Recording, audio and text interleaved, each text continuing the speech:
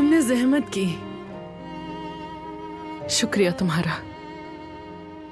उम्मीद है आपको पसंद आएगा। कैसे नहीं आएगा पसंद, तुम्हारे हाथों से तो जहर भी पसंद आएगा। आप ये पिए।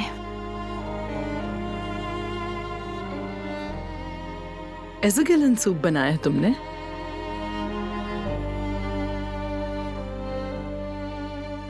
जब तुम छोटी थी तो मैं तुम्हारे लिए भी बिल्कुल ऐसा ही सूप बनाती थी, खास तौर पे जब तुम बीमार होती थी।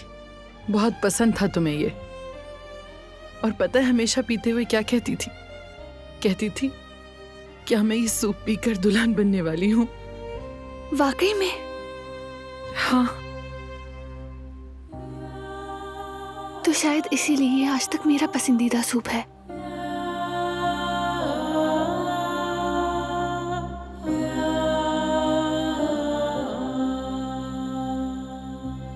चलें अब पी लें, कहीं ठंडा ना हो जाए।